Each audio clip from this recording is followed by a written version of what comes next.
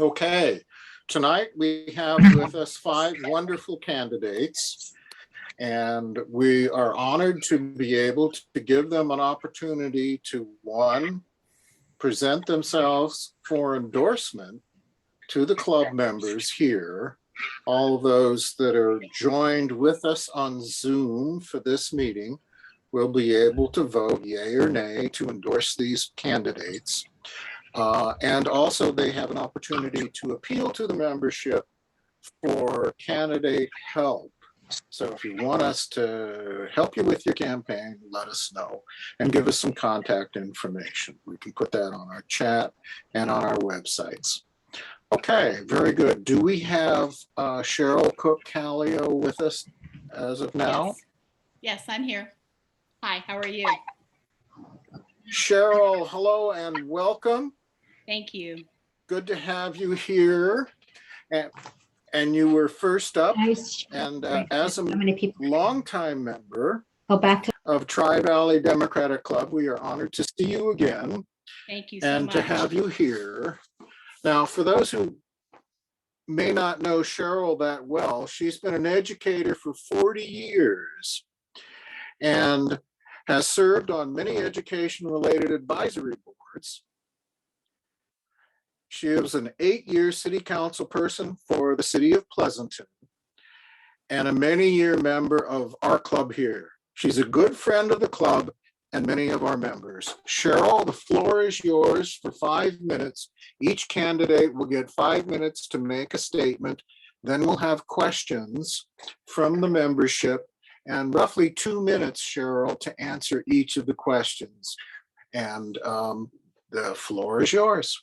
Well, I really appreciate it. And I want to thank you all for not only your hard work on my behalf over years of being involved in Democratic politics, but also all the work that you have done for all the Democrats in the Tri-Valley area and beyond. As you all know, I'm Cheryl Cook-Kallio. I taught for 40 years. I feel like I've been in education all my life. I was reminded by a classmate of mine from high school that one of the things I did my senior year was sit down and rewrite the school's constitution. So I feel like I've been doing this for a while. I don't retire very well. Many of you know that I ran for AD 16 in 2016. It was an amazing campaign. A lot of people spent a lot of time trying to get me elected. But again, retirement is one of those things I don't sit still very well.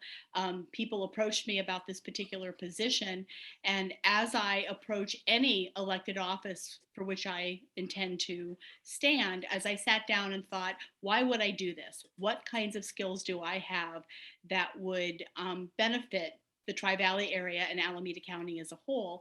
And as I went through the kinds of things that the county board does, which is the oversight of local budgets, the chartering of public charters in Alameda County, overlooking juvenile justice schools and the teachers and the classified that deal with that, and then also appealing things like intra-district transfers and disciplinary issues. And I thought this role had my name on it. Everything I've done throughout my professional life, whether it be my education, whether it be the elected office I held, which gives you a unique perspective in terms of how electeds actually do their job, to the positions that I've held not only at the state level but national level, and as an advocate for education, specifically civic education.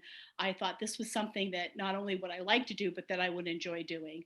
I think that one of the things that people don't think about is the role of the county board member. Many people don't even know that it exists, and yet it affects students' lives every single day. And we saw this probably more specifically during the pandemic and COVID relief, and how people were trying to do the best they could to keep kids healthy during the pandemic and make sure that PPEs were distributed. A lot of that went through the County Board of Ed.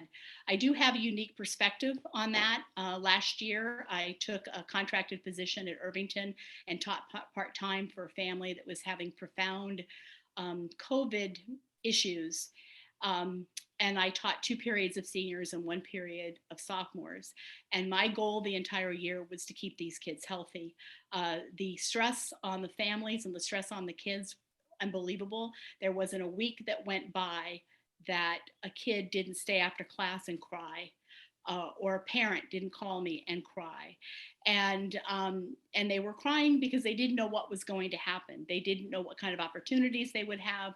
They were isolated. And as I told every parent and I told every kid, your job is to be healthy at the end of the year. My job is to get you through English. So these kinds of insights in terms of how a classroom works, the insights in terms of how government works while I was on the city council. And then again, my legislative advocacy work nationally and at the state level, I think gives me the skills that I need to do a good job for the Tri-Valley. And then of course, this is a 7-person board. It is an open seat. And I'm one vote of many. So many of these votes not only affect the Tri-Valley, but will also affect other parts of Alameda County. And so it's pretty comprehensive in its reach. I went to public school in Alameda County. My children went to public school in Alameda County. This is my home. As many of you know, public service is in my heart and soul. Many of you also know that you don't have to be an elected to serve your community, but I would like to do both. And I think I'm ready for questions. I think that gives you kind of in a nutshell, why I want to do this and why I seek your help and your endorsement. Okay, wonderful. And the way we would like to do questions is to give Cheryl roughly 2 minutes to answer each of the questions from the members. We will have the members raise their hand electronically. And if we could have Jackie select which people to do the questions. But before we have the first question, I did want to indicate that we did have a gentleman who sent us a question. I'm sorry, Ron, your audio is totally Earlier tearing. today, and concerning the disciplinary action of an individual student. Now, this question has been posted in. Okay, Ron, are you not hearing me? No, we're not hearing you. Your audio is breaking up quite a bit. Sometimes so turning off your video will help that. If you turn off your video. Okay, how's this? How's this now? Are we still better. Breaking up? As Cheryl said, if you turn off your video, you'll gain more bandwidth, which may fix the problem. Okay, here comes, we're going to stop the video and leave the audio on. Okay, so let's do that. Okay, now does that any better? Much better. Yes, it is. Yes. Much better. Okay, very good. So we did have a question posed by a TVDC member, John Bauer, concerning a disciplinary action against an individual student. This question was posed to Cheryl Cook-Kallio at a previous meeting, which she did answer. And she also answered by email this email question that was given to both Cheryl and to us before the meeting today. So Cheryl indicated that she didn't know who the student was, that she wasn't involved in the disciplinary action and didn't even teach or work for that particular school district. And so it seems to me that that question has been asked and answered twice. So I think we can go forward and move and say thank you to John for that question. And let's move forward to the additional questions from the membership, which we can have you raise your hand and then go ahead and have Jackie select the questions. Thank you, Ron. There is a question from Kashif. Kashif, if you'd like, you can go ahead and unmute yourself and ask it direct if you prefer, or I could read it. Sure, I'm happy to ask my question. I was having audio issues earlier. So two-part question is, how does your background or experience make you uniquely qualified for this role? And any stories of how you've inspired students that you can apply to this role? Oh, wow. I think I answered that partly. I think that my education background, that it is in government. I mean, I have a master's degree with an emphasis on the US Constitution. I taught government and constitutional studies to kids for years. But even before that, when I taught junior high, it was an interest of mine since high school. And I, was first able to vote when I was 18. That in itself is not enough. I think that being a leader in a school, I was the WASC leader a number of times. These are self-reflections on how schools are to be the most successful. Every time I was a WASC chair, which is the accreditation process, for those of you who don't know it, it's the accreditation process for a school. Every time I was the WASC chair, our school got a 6 clear, which is the highest you can get. But it's also a self-reflection process. It's not only a study of what you've done right, but it's also a study of things that you'd like to improve. There's never a minute that I ever stepped into a classroom that I didn't think to myself, I could do this better, or I could change this, or I can help this kid. And I think that's the mindset of a teacher, is how do I create a situation where every kid is successful? Having that kind of experience will also help me make judgments on things like discipline appeals, charter school requests, juvenile justice issues where the County Board of Education is the sole they are the governing board for those schools. I think that really did help me. I also think that when you have to do a school budget, when you have to do a city budget, you understand there's a finite amount of money and you have to figure out how to make it spread as far as possible. And of course, as a board member, the goal is to keep it as close to the students as you possibly can. I hope that that answered your questions, that part of it. In terms of students that inspire me, I am fortunate to have a very, very long list. Just recently, within the last couple of years, I had a student, Garima Desai, who 10-minute time period. I'm sorry? With about 10 seconds left, if you could wrap Okay. up this question. So sure, Garima Desai is a student of mine that is a Rhodes Scholar, first Rhodes Scholar out of UC Santa Cruz, and obviously the first one out of Irvington.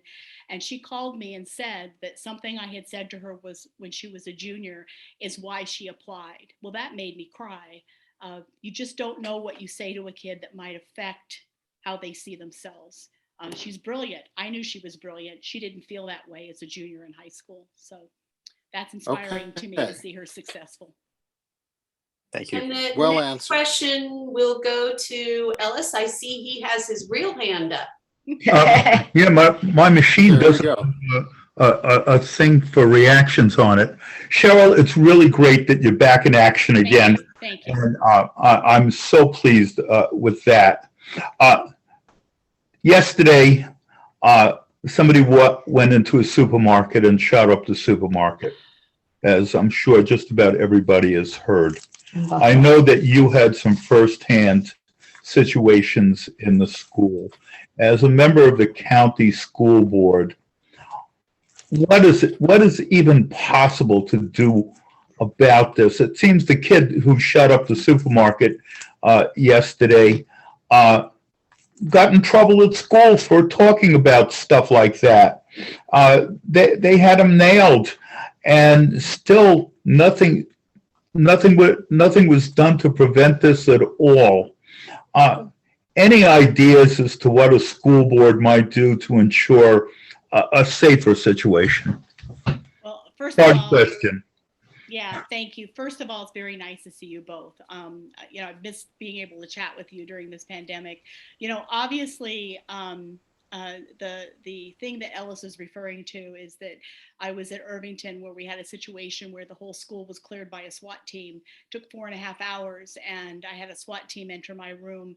4 SWAT team members with rifles and scopes on them that then swept the room with a rifle looking for the young man that they thought had a gun. I was fine till I got home, and then I fell apart.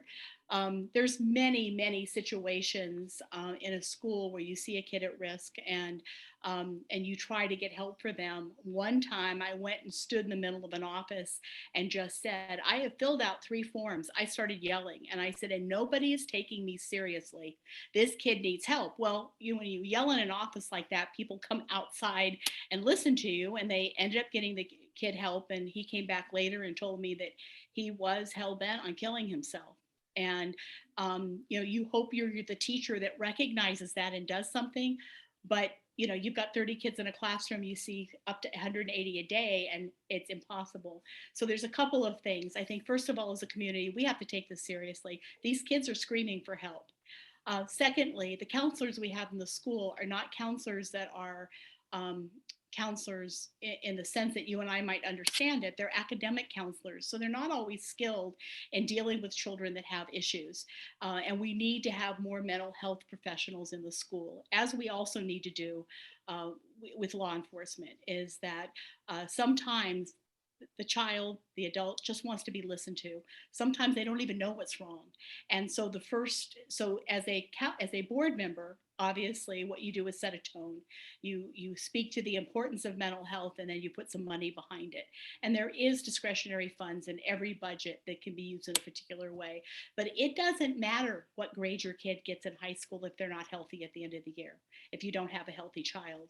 So I don't have the answer to that, Ellis. Obviously, if I did, I'd wave my magic wand and I would do something about it. But I think the most important thing is for people in authority, whether it's a superintendent, whether it's a county board, whether it's a state superintendent of schools, whether it's a teacher in a classroom, is to treat these things seriously.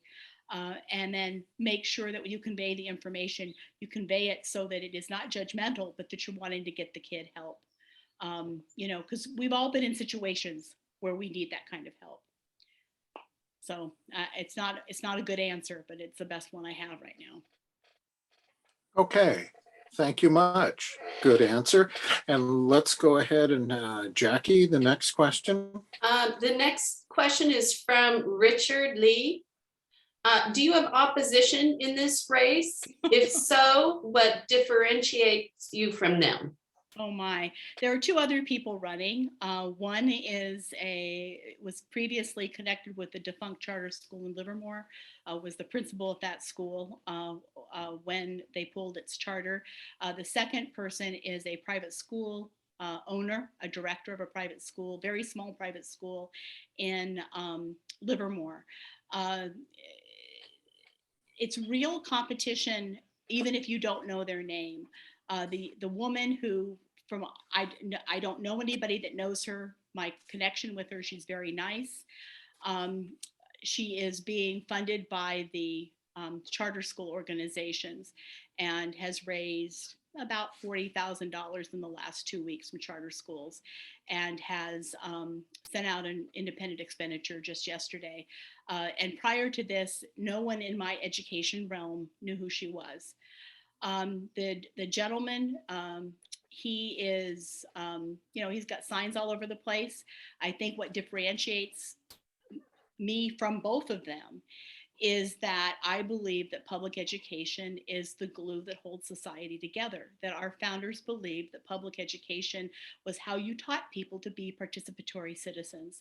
And that meant you educated everyone. Obviously, the founders didn't have the same sense of who everyone was than we do, but we educate everyone to the best of our ability, whether that is a Rhodes Scholar, or whether that is someone who is limited in English and has just come to this country, or somebody who is limited in their capacity of critical thinking. We educate everyone, and we do this because we want people to be good members of society. And ultimately, when everything is said and done and you're an adult, nobody asks what you got for a grade in US history. They want to know if you're productive, if you love your family, if you're a good neighbor, if you participate. And I think that is what distinguishes me. Their education experiences is very limited to specific kinds of students in specific kinds of situations. Okay, could you wrap it up? 10-minute time, Yes. 10-second time? Got it. All of my experience is in schools that educated all students. Okay, wonderful. This will be the end of the questions, and this will be an opportunity for Cheryl to give a 2-minute closing statement. We will then, at the end of the second candidate forum, after the board candidates speak and have questions and give a final 2-minute closing statement, we will then have the endorsement votings done, and that will be sent out in an email form. And we will, as soon as possible, maybe even right after the meeting is finished, we will tabulate and get the results to our wonderful candidates today. So Cheryl, 2 minutes to wrap up, and we have Alan again doing our timing. So Okay. at 10 seconds, we'll give you an indication to summarize if you've spent that long. And thank you so Okay. much. Oh, well, thank you. And thank you for giving me this opportunity. This is going to be a much more expensive and a much more difficult race than anybody would anticipate for this particular position. I don't know that anybody else has ever had to raise as much money as I've had to raise just to keep my head above water.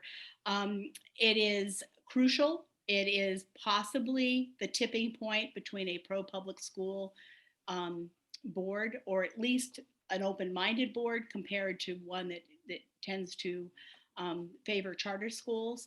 I think this is an example in this race of people that are entering to tip the balance of some of the values, the democratic values that we hold dear. I need all the help that I can get. I sent out 2 mailers last week. I'm hoping to raise enough money to do some digital ads. I have I don't have any walk pieces.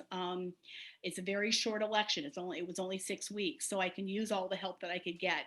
And that means posting on social media, sending out notices to your friends, putting me on your email list.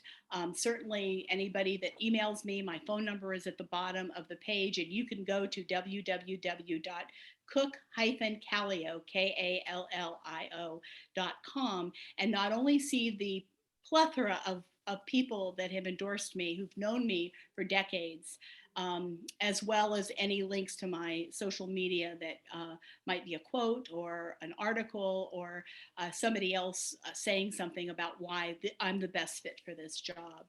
I think that what you all and what we all have done for years is crucial for the democratic process, and nothing is more important than what we're doing today. And all we have to do is look at the national politics and what's going on in some of the primaries across the country to realize 10 seconds. that we're at risk.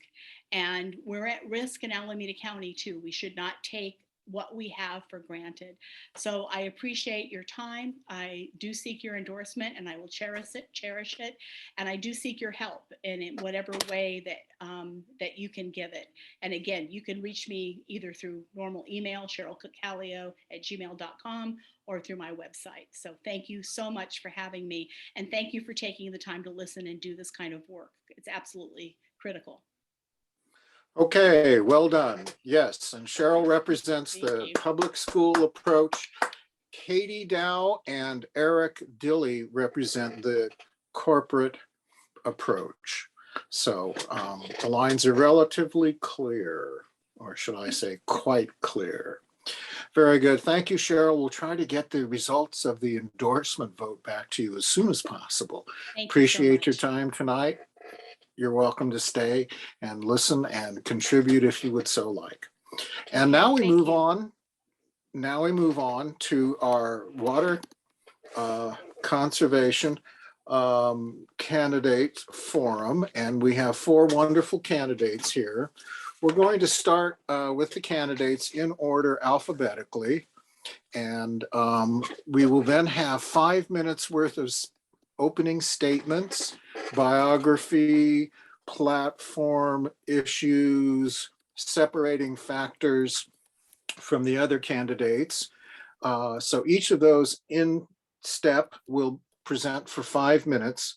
Then we'll have questions from the membership, and all 4 of the candidates will have 2 minutes to respond in order to those particular questions.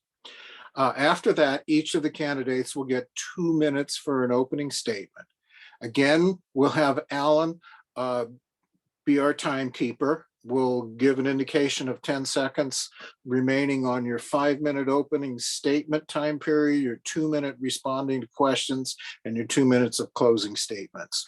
So first up, we have Dawn Benson with 29 years of professional experience in public water districts.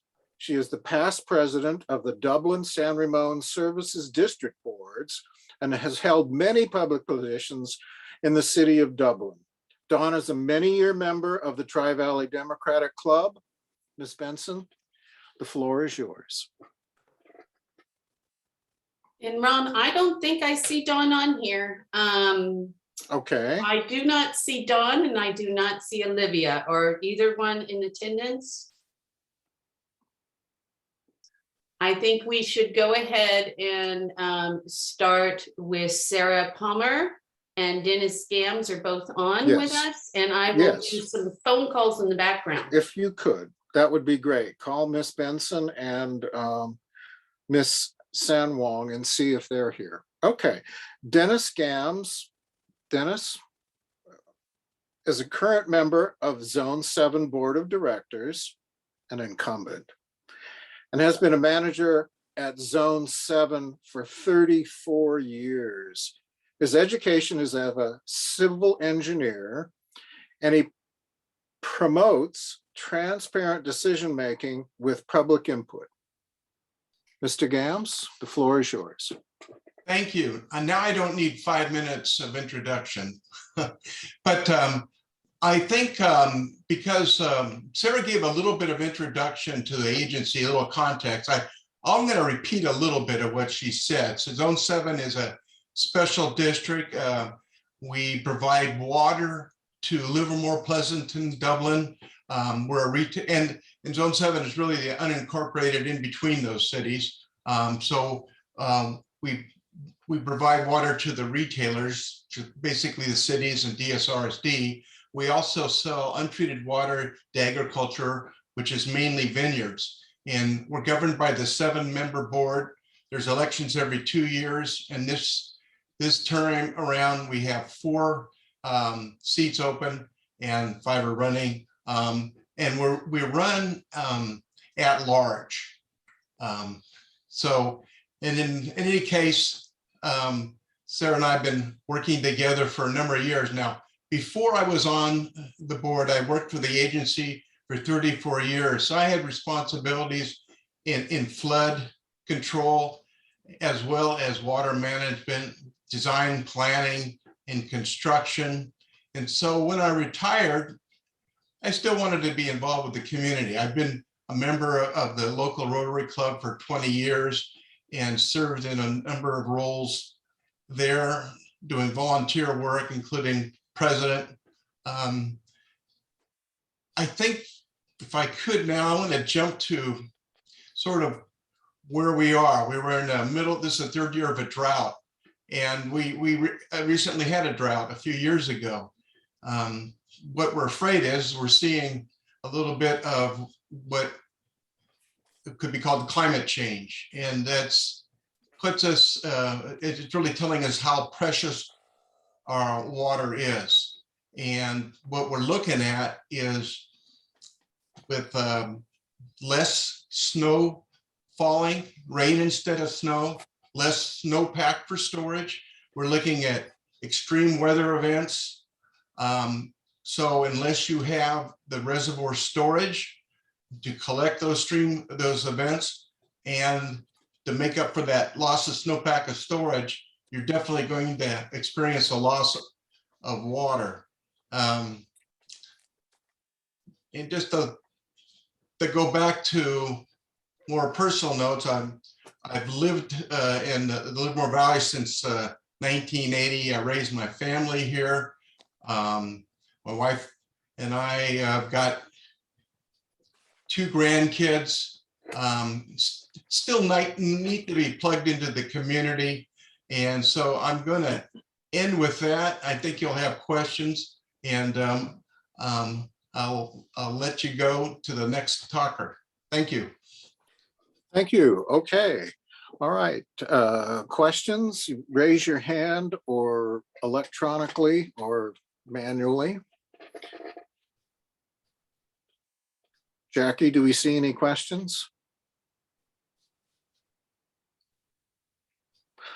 Okay, I'm sorry, Ron, I'm trying to reach out for folks right now. Okay. So, no response yet, so I'm still working on that. I'll okay, let sounds you good. Run it for a few seconds. All right. Well, I have a question. Dennis, what do you see the challenges facing the water board and the district in the next 2-year time period as the drought continues? So going back to storage, Zone 7 is participating in 2 storage projects. One of them is Sites Reservoir. It's located in the Sacramento Valley. It has some grant funding. Its planning is along to the point where I think they're about to do their CEQA. It has a lot of support. People complain it takes a lot of years. The study's been going on for a long time. So continued participation in that, I think, is something that the board has been behind, but it will take close to 10 years to construct. Another storage project, and so that provides storage, but it also has a yield, I want to say. And then Los Vaqueros Reservoir expansion will give us storage also, and it'll give us another way to bring water into Zone 7. So those are the 2 things. The other thing, and Sarah's our resident expert on this, it's the Delta Conveyance Project. Right now, it's in an environmental and planning stage. Its goals are to offset the saltwater intrusion that we'll get. And if we don't do something, we're going to lose 25% of our state water project yield. And also our groundwater, our water quality will decrease. Those are the big picture things that I see over the next few years. That question you asked, you can do a half hour, an hour on that, but I'm going to stop with those. Okay. Any additional questions from the floor? Membership? I have one additional question. You had mentioned that a possible 25% decrease in state funding was a distinct possibility for one of the projects. Can you tell me where the board stands now in terms of dealing with its budgets and budget difficulties? So that if I said funding, I misspoke. It's water supply. So the state water project provides the whole area about 70% of our water supply. And if we don't have a project such as being proposed by the Delta Conveyance Project, that yield would decrease 25%. So that's a decrease in yield, not funding. Of course, it'll have a money impact. What's the status of the board now in terms of funding and your conception of where that funding level should be? So Zone 7 has a number of sources of funds for water, for existing customers and projects that affect existing customers. It's water rates. If it's for new development, it's connection fees. And Zone 7 has a program for connection fees so that any new development has to pay a connection fee to offset its impact.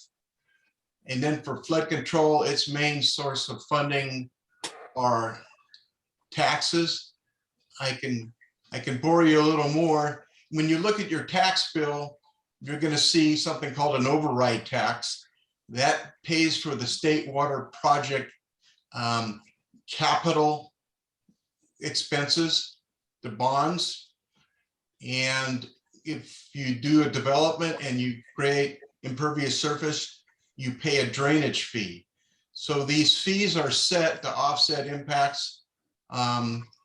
And we also have reserve funds. And one of the important things that has been updated over the last few years is that we have enough, hopefully, reserve funds so that if we do get a drought, we're not going to have to raise rates as a result of it. That's what's intended. So in a nutshell, just hope that kind of gives you a, yeah, you know, we got water rate funding through, and then for water connection fees for new development. And then for state water project costs, we have a special tax assessment called an override. Flood control has taxes and then drainage fees. Well, thank you. That's a wonderful summary of it. And we've varied a little from our intended format. We've gone ahead and had two questions specifically to Dennis, who was kind enough to answer them directly. And since we don't have two of our candidates here, we're going to be a little bit more intimate and ask those questions now. And this is Jackie, I'm rejoining. We will have Olivia here joining shortly. So I can go ahead and take back over the questions if you would like, Ron. I do have 3 lined up now with Van patiently holding his hand and his virtual hand up. So. Okay, let's go ahead and have Sarah make her presentation. We'll hold those 3 questions until all of the candidates have presented their 5-minute statement. We'll go back on the original format then. Okay, sounds good. All right, Ms. Palmer, are you ready to give us our 5-minute statement? I am ready. Wow.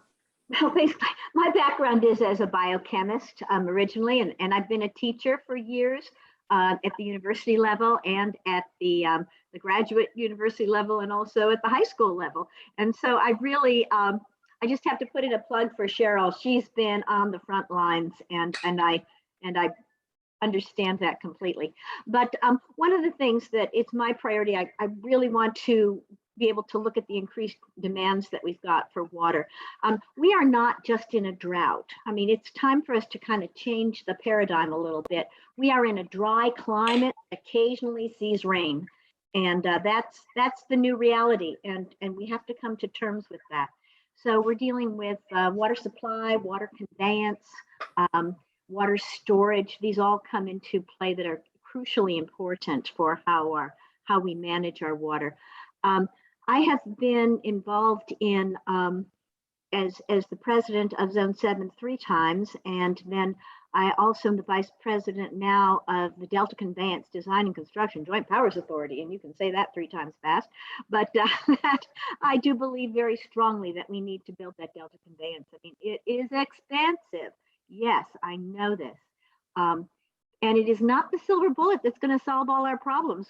Desal is not going to solve all our problems. We have to have a portfolio of different types of water resources, which includes upgrading our infrastructure. South Bay Aqueduct and the water from the State Water Project, that supplies 80% of our water here in this valley, and then and that's on a good year. And so it's crucially important that we look at that. There are, I think education for that is very, very important. I've done the Rotary Club bit in many ways, trying to spread the word in terms of what it really is and what it really isn't. I also chaired the Delta State Conveyance Stakeholders Engagement Committee, which was a bunch of people from the Delta who did not like that project. They still don't, but they were able to voice their opinion, give their input. They would not want to call it collaboration because they don't want to be seen as that close to the project, but their input was crucially important, and my involvement with them just opened my eyes tremendously as to what some of the issues were in terms of listening to people who may not like what you're doing, but I have my hat is off to them because they really did give a lot of really valuable input. We were able to, in engineering, we were able to move maintenance shafts and decrease footprints and do different things with the mud that was coming out of the ground. And there are presently 3 different options. One is the preferred option that doesn't require us to build a new forebay. So I'm all in favor of that. I'm also backing the Los Vaqueros, because that's crucially important for the interties, which are going to basically take care of many of the issues in terms of our vulnerability. We're tremendously vulnerable. We have dry climate, we have flashy floods, we've got atmospheric rivers, and we need to learn how to live with these things. And Los Vaqueros gives us interties that we would be able to talk to East Bay Municipal Utilities District, talk to Contra Costa, basically have water exchanges and water availability. Also, it would give us extra water potentially during times of when we needed it. One of the things we also do at Zone 7 is we also go ahead and contract out and store water down into Coelho and down in Kern County as kind of a water banking.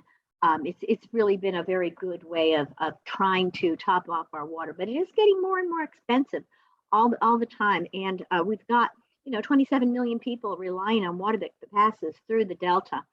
And I've also been involved with Rotary International. I'm involved with projects that build water infrastructure in Haiti.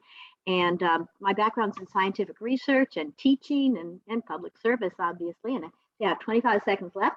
So I want to make sure that we pay attention to the needs of our local area and also of the state. We have over 1 million people, well, close to 1 million people who don't have safe and affordable drinking water, and they are without sanitary water. And we all have to be aware of this, and we all have to take care of our issues in terms of flood and drought, dry weather, and infrastructure, which is failing. That's it. My time's up. I have. Thank you. Wonderful. Okay, Jackie, is Olivia Sanwong available to give her 5-minute presentation? Yes, she is. Okay, well, let me give a brief introduction. Olivia Sanwong is an incumbent director in Zone 7, as were Dennis and Sarah. And she has served as president and vice president of the board and is a lifelong member of the Tri-Valley community. She's a UCLA educated mathematician with an MBA. She has over 20 years of professional experience in the science and technology industries. Ms. Sanwong, the floor is yours for 5 minutes.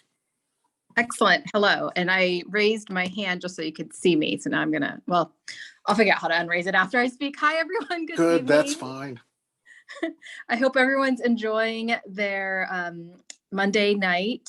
I am thrilled to be here with this club. At one point I was a member of this club, and then I believe I did not submit my dues. So I need to do that. And I want to apologize candidly, because I do think that the work that you do is so important for our community.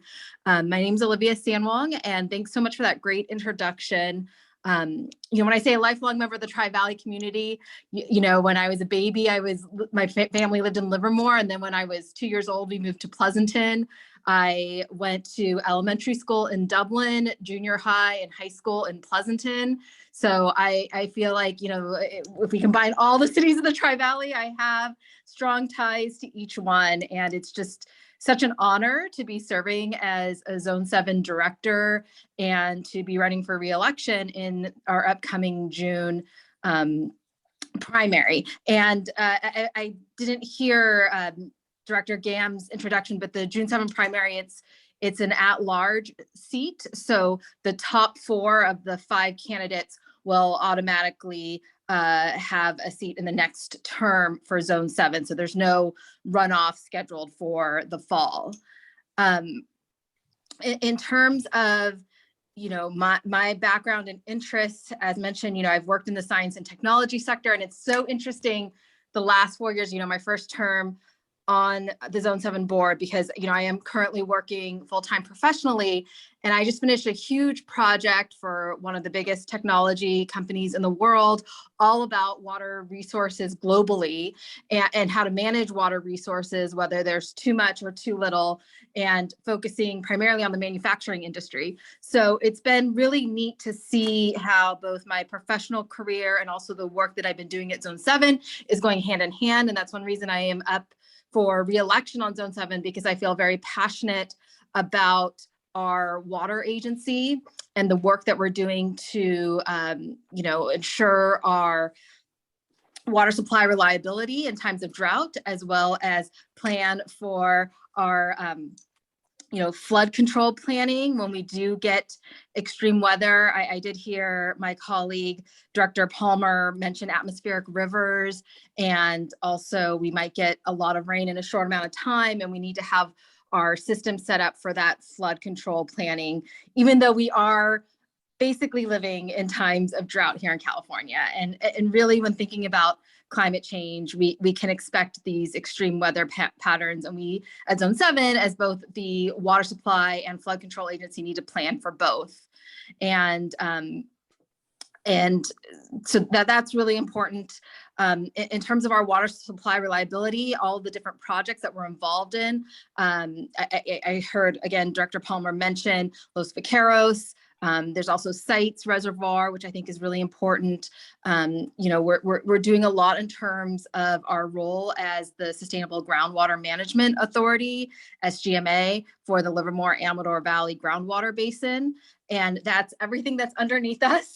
We are lucky to have this very contained groundwater basin that our predecessors actually withdrew a lot of water. We were at very low levels around 1962, and that's when Zone 7 was formed in 1957, and 1962 is when Zone 7 joined the State Water Project, which is where we get the majority of our water today. And when we have excess water from the State Water Project, we actually use groundwater recharge to refill the groundwater basin below us. And that's really our bank account for times like right now when we're in severe drought. We're able to pump groundwater from below us to help make up for the lower allocations that we're receiving from the State Water Project. This year is the second time that we've received a 5% allocation. So this water year, 2022, and then previously 2014, we had a 5% allocation from the State Water Project. And before 2014, that was an unprecedented water allocation. So, we really do need to plan for this inevitability. The last thing I feel very passionate about that I just wrote to the Pleasanton Weekly, so it may be in this Friday's paper, they asked us for a statement, is studying our groundwater basin for the viability of potable reuse, more specifically indirect potable reuse, and that's recycling our wastewater to the highest standards using proven technology, reverse osmosis. And Could then we sum up in 5 to Yep. 10 seconds? 5 to 10 seconds. And then it's using indirect injection into the groundwater basin and letting the groundwater basin be an environmental buffer to potentially clean that water for us to use. Okay, thank you very much, Ms. Sanwong. Okay, any word from Dawn Benson? No. Okay, I've well not then heard. let's go ahead and do a round of questions. And we have 3 that we'll go ahead and take and offer to each of the candidates. So the first question, Ms. Frankel? The first one, and there's a couple people have their hand raised and a couple in chat. So I'm going to start with the people with their hand raised. I'm going to start with Van. Go ahead and unmute yourself. Yeah, I'd like to know the feasibility, or if it's even in the purview of the Zone 7, to develop water batteries, gravitational, storage systems that could facilitate, electrical energy storage that would coincide with solar systems that might be developed in the area. And secondly, I'm wondering if desalination at the current delta intake is feasible instead of using the further up the delta diversion. Okay, Mr. Gambs, if you have a response to that. Dennis? Yeah. You've taken 2 questions. If you wanted to pass on this one, that would be fine. I guess it would be fair. So I will let other board members answer questions starting, if you don't mind that. Yeah, okay. Ms. Palmer? Okay, well, one of the things, let's address the issues of the water batteries. Much of where we get a lot of our water from, it comes through the South Bay Aqueduct, and that's probably where you'd have your biggest head of water, but that belongs to the Department of Water Resources. And so if we were to do that, it would be something that was under the purview of the Department of Water Resources. One of the things which so many people have told me, oh, that's ridiculous, but I would love to see the South Bay Aqueduct act as a proof of concept to put solar panels along a canal. I think that would be an excellent use of site and energy. And maybe we could take care of this Aramis project. In terms of desal, desal is an issue that is being explored. There was a desal plant down in Southern California that was recently not approved by the powers that be. It is a little bit cheaper to do brackish water than it is to do straight seawater. That's true. Desal plant, though, does take a very large footprint, so you have to be aware that too would take a large footprint, probably right around the area of Discovery Bay if you were to do that. One of the reasons why I prefer the idea of the Delta conveyance is that it would take care of the problems of some of the vulnerabilities of the levees, which during a seismic event would go out. And also, if we do the third alternative of going up into Bethany, then we wouldn't have to be using Harvey Banks or Jones, and that way we would be using, those are very old systems, and I think that they could potentially be vulnerable in terms of being such old systems. And desal, you do have to be careful with desal. I've got 10 seconds. You do have to be careful with desal in terms of where do you put the effluent, because now it's a concentrated brine and it has all kinds of things in it. So that's my 2 minutes. Sorry, I'm done. Wonderful, thank you. And Ms. Sanwong? Yes, I want to agree with Director Palmer's point about the South Bay Aqueduct and DWR, also Lake Del Val, which is where a lot of our local water, surface water is stored. That's also owned and managed by Department of Water Resources in terms of the water levels. And then the recreation at Lake Del Val, as I think many of you are aware, is the recreation is managed by East Bay Regional Park. So we wouldn't really be able to do anything without collaborating with both the Department of Water Resources and Lake Del Val. But I mean, I think the water batteries concept is a good one, and one, energy is so important in California that we should absolutely be having these conversations. And in my role at Zone 7, I would be on board with collaborating with those organizations to really look at that feasibility. With desalination, I was just in the middle of sending to chat the website for the Bay Area Regional Desalination Project that Dr. Palmer was mentioning, using the brackish waters, I believe somewhere near Antioch, that Contra Costa shoreline. It is a multi-agency initiative that includes Zone 7. However, because we're not on the coast, we don't have those water rights to actually pursue desalination without a partnership. So again, this is another collaborative effort for us to pursue. I mean, when I think about the next 50 years of water in the Bay Area and in California, I don't see how desalination isn't a part of that portfolio. That said, I think there's a lot more we can do before right now in terms of water conservation. As I was mentioning at the end of my presentation, my opening presentation, exploring the viability of indirect potable reuse. I mean, there's a lot of different things that we can do before we get to desalination, but I don't think we should delay exploration of desalination if possible. The only problem is, again, we have to collaborate with others to make that happen. Well, thanks for those two good responses to a question posed by Van, our Environmental Committee Chair, an important question. And the next, did you want to make a comment, Dennis? Yeah, just a short one. I think that just wanted to stay on the energy saving. We do have solar panels at our Del Val water treatment plant. So it's a 300 kilowatt system, so it offsets our energy cost.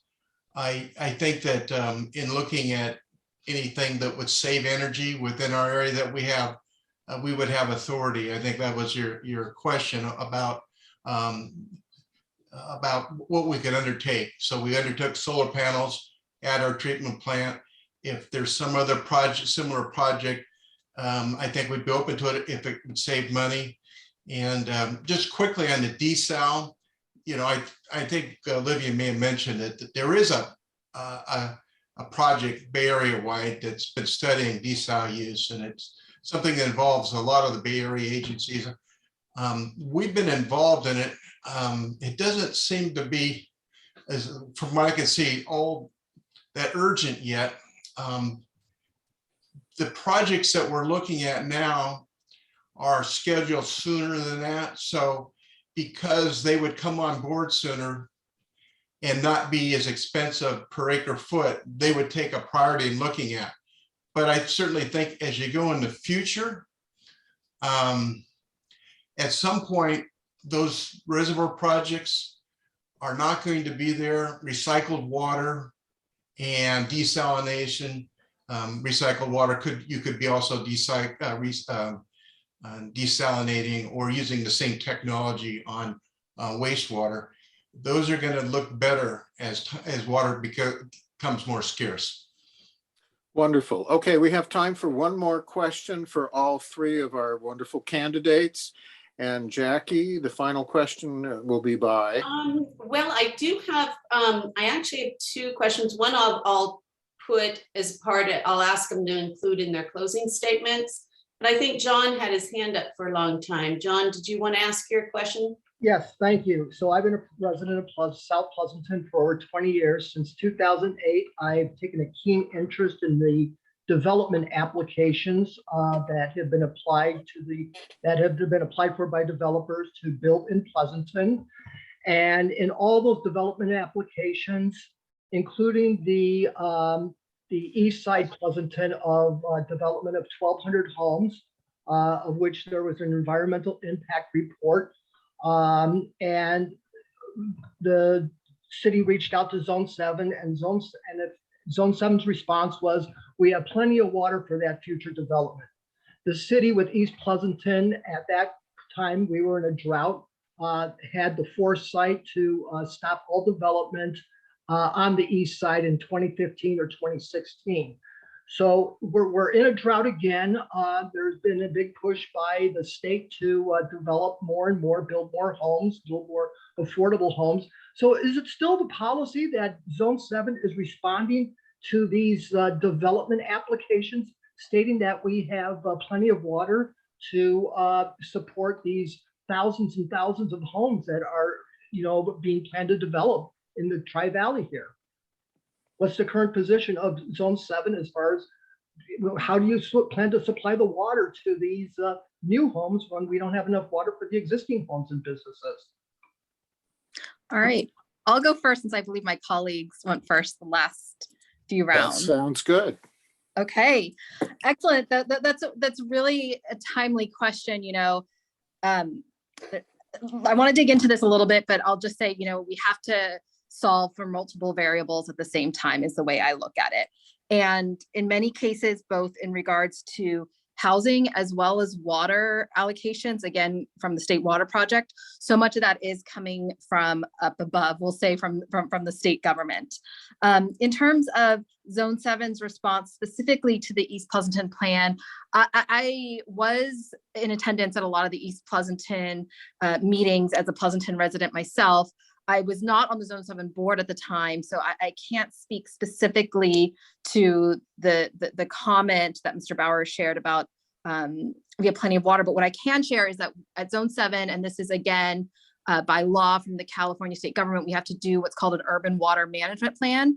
And we actually just reviewed that within the last 6 months at Zone 7 and approved it. And with that urban water management plan, we get all of the water demand inputs from all of our retailers and cities in the Tri-Valley. And through that, we then match that with water supply planning. And that's how we can then determine, that we're going to meet demand and what projects to invest in, again, similar to our previous responses in regards to sites, reservoir, Los Vaqueros. We use the justification for investments in those projects based on this urban water management plan and the supply and demand planning. In terms of going forward and following, the California state requirements in terms of building more housing. One thing about newer housing is that it does tend to be more water efficient in terms of the appliances that are used and the limited landscaping. And when we are in this drought again, I think we're going to continue to have long periods of drought living in California, especially when I think about the next 50 years. That's the framework that I'm using in terms of planning. And I think one of the best things we can do when planning for drought is fix leaks. So do what you can to fix the leaks in your home. Think about irrigation, minimizing the number of days of irrigation, or even thinking about lawn conversion, which there are programs through Zone 7 and through the different retailers to convert your lawn into native landscaping. And that's going to actually save us a ton of water. So those are two big things: fix a leak and think about landscaping to help plan for the future. And that's one way that we will then be able to meet, our water demand planning and the parameters of our urban water management plan, which does include water conservation and these types of programs as a part of it. I know my colleague will have more to say, so I'll end there. Well, thank you for your energetic response. Ms. Palmer, did you want to respond to the question concerning new developments and new housing? Oh, sure. As Olivia did mention, we do have the urban water management plan. One of the things that we're required to do is try to plan how we would manage the water at build out. Now, the build out for this valley has been a moving target for decades. I've been here for over 40 years now, and yeah, it keeps changing. One of the things also to keep in mind, and this is one of my absolute pet peeves, is that here we are, a water agency. We're responsible for trying to make sure that we take care of the water supply, the water safety, and also flood control when we do have floods. And yet we have absolutely no say in terms of land use planning. We have no say in terms of where you can build. So if people want to build on something that in 1963, some guy said, hey, you really shouldn't build here because this stream is going to meander, and then the powers that be, okay, housing for that anyway. And then their backyards fall off when there's a huge amount of water, big surprise. And so I just really, it's a tough one because we do not have any say in terms of how much development there should be. But we do, as Olivia did mention, when you build condos, when you build apartments, they only have interior use, they don't have the exterior use. And the exterior use is by far the greatest amount that you're going to get. And so it's like if you look at LA, we all think of Big Bad Net and Big Bad Southern California, but they have over the last 20 years, even if they have gone up by a couple of million people, their water usage has stayed pretty level. And that's mainly through conservation. And yes, okay, maybe Oprah and George Clooney have really bad yards, but it's something that hopefully we can take care of in terms of actual regulation. Good. Well, thank you for your insightful response. Mr. Gambs, did you want to comment on the new developments and new hookups? Sure. I guess first I want to echo that the mechanism we have for communicating with the retailers for not being able to meet their demands is the urban water management plan. And that happened last year when we had the level 2 cutback. So that 15% occurred through a process where we worked together. But it doesn't solve the problem. It just tells how you deal with it in a sense. Well, I wouldn't say that. It identifies their demands, so it gives us a target of how much water we need to obtain. And right now, we've mentioned some of the projects. Sites Reservoir, Los Vaqueros are the major ones. But it's important to note that the water supply we need is 80% allocated to existing customers. The state water project cut back our water supply for existing customers. And so we need to get water for existing customers for the reliability, not just new customers. New customers are going to be responsible for 20%. So we're all in the same boat here a little bit for the reason of needing to get new water supply. And I would just say this, the state cut back our allocation quite a bit. And there's, I hope I don't live long enough, but I will be very surprised if they don't cut it back again, and we'll all have to reduce again. But we're keeping up with the game right now by getting more water. Hey, Dennis, I don't want to see you die in the next year. I'm sorry. Yes. Well, anyway, some good comments from my colleagues here too. Wonderful. Okay, let's have closing statements. We'll do it in reverse alphabetical order. So we'll start with Olivia Sanwong. 2 minutes, please. Real quick before I go, was there one more item that? There was one question, and I think I'd like you guys to put it maybe within your closing statements, because I think it'll probably fit. And the question was, from Richard Lee, my guess is that the average voter doesn't know this election is happening or what this agency does. Do you plan to educate people about the work? And if so, how do you plan to do it? And if you could include that in your closing statements. Thank you. Good.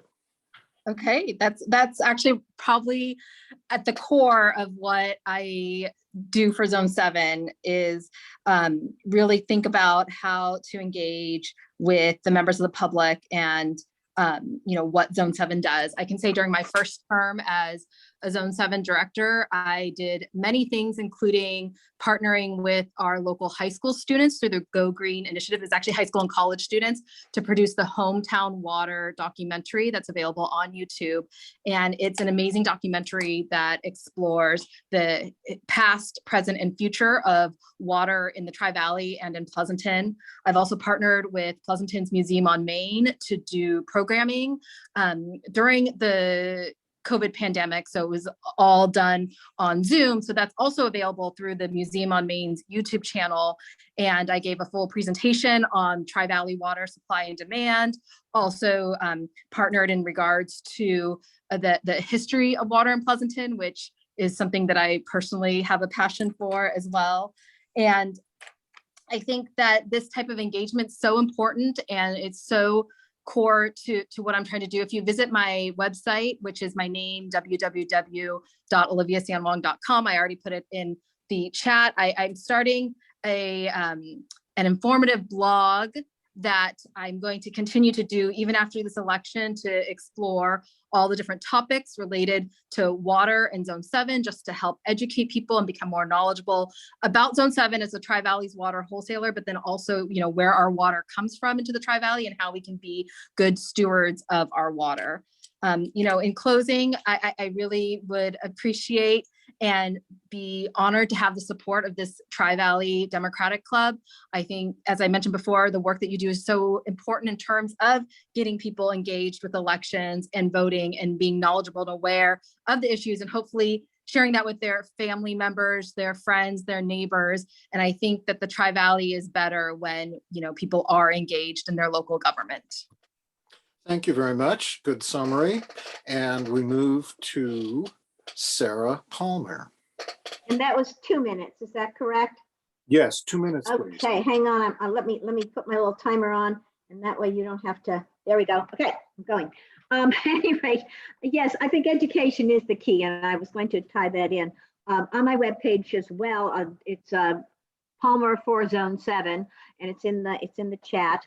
.com, and I basically, what I've done is I've kept this going for a number of years, and I've got points where you can get more information about water. I mean, right now the main page, of course, has got election information, but it also has, I've got a page for ozonation, a page for Los Vaqueros, a page for the Delta Conveyance. And there's a lot of education there. I think it's crucial to get out as much as possible. I have spoken to several of the Rotary clubs and given in the area and given presentations to them, and several out of the area too, because we do work with other people, including a garden club and also the Association of American University Women. And it's so crucial. I think personally think that we should be getting out there at every farmer's market just for education, not just for election, but to get out there and let people know what we're doing. I think people don't understand what the difference is between a wholesaler and a retailer, and that's crucially important. And then what's important in terms of our agricultural folks. I've had many people say, oh, we're subsidizing the agriculture. Well, the agriculture is an important part of this valley. The agriculture is an important part of the community as it is. It's a part of our history, and it also is a huge economic benefit if we play it right. And so I think that we need to basically look at a water portfolio, not just one thing. Desal is going to be part of it. The Delta Conveyance will be part of it. Recycled water will be part of it. There are many different things. There's no silver bullet. We have to go for silver buckshot, if anything else. So that's it. My time's up. Wonderful. Thank you. And I appreciate you being your own timer. It's very considerate of you. Okay, and our final, but not the least, speaker for summary will be Dennis Gambs. Dennis? So thank you. You know, it has been a challenge communicating with the public our role. If you lived in where I grew up, Lafayette, you knew you got your water from East Bay Mud. They were the wholesaler, they were the retailer. And it's not as simple there because we have a wholesaler situation and a retailer. And the other thing I think is an obstacle is our name, Zone 7, because Zone 7 doesn't really speak to what you do. It's an area on a map if you're looking at a map. And so unless you're very local, people don't really know what it is. And I think I could speak for Sarah and Olivia. When you're out in the public and you're running and you're saying, I'm running for Zone 7 board, you know, half of the people kind of look at you cross-eyed. What the heck are you talking about? You know, one small thing might be to come up with a name that identifies where we are, what we do a little bit. But as part of running, like my fellow board members here, you know, the website I talk about Zone 7, I have a flyer, gives information and a map on Zone 7. Zone 7 has a schools program. If you talk to someone who's been in one of those programs, they know what Zone 7 is. We do a lot of outreach on our social media, and I still don't see us getting to that point where most of the people really know what we do. So whoever asked this question, I think it's a good question. I would like to hear, you know, your ideas. I know that we don't have time here, but for us to do our jobs, we need input from folks like you. So just a little bit in closing about myself. I don't know where I am in my 2 minutes, but anyway, I just wanted to maybe kind of repeat that as a board member, I'm going to promote drought water supply reliability, safe drinking water that tastes good, cost-effective programs, and a strong advocate for community input and transparent decision-making. And I would be honored to get your endorsement for serving the community again. And again, I want to thank you. I think that the bonus here is hearing your questions, whether you endorse me or not. It's just part of our job to communicate with our public.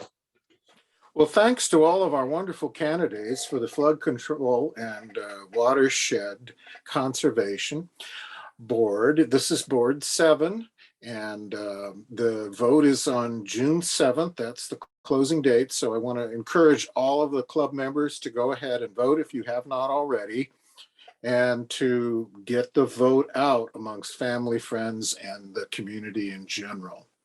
Okay. Thank you so much, each of the candidates. Wonderful presentations. We have 4 candidates, 2 choices for the Board of Education. That would be to endorse Cheryl Cook-Kallio or no endorsement. And then we have 3 candidates that have come to us today, made nice presentations, very factual, very succinct. And we have 4 seats available. So that means that we can endorse all 3 of the candidates here, according to the bylaws of the Tri-Valley Democratic Club. So at this point, we would like to take some time to send out the email. Jackie, are we ready to send out an email for votes for each of these two candidate positions? I actually posted it in the chat because we found that was easier last time. Some folks had some issues with email. So for members of the club, you will see two links in your chat. One is for the vote for Zone 7, and the second is a document for the vote for Board of Education, District 7. When you open it up, if you're already logged into Google, it'll show that Google account on the top. There's no need to change that. All you have to do is key in a valid email address, put your name in there, and then the question is a yes, no vote. If you choose to abstain, you do nothing. So it's either yes, you endorse the candidate, or no, you do not endorse. I have all 4 of the Zone 7 folks that were scheduled for tonight. They are on the ballot, all 4 are on the ballot, but as you know, we only had 3 speakers tonight. So you can vote for all 4 or just 1 and vote no, however you want. Again, if you abstain, just choose nothing at all. If anybody has any technical issues with the vote, please hit me up in chat and I will work with you. And you're free to go ahead and fill that out. And then Ron, we can go ahead on with the next piece of the agenda, which is going to be nominations, speeches, and elections of the vice president.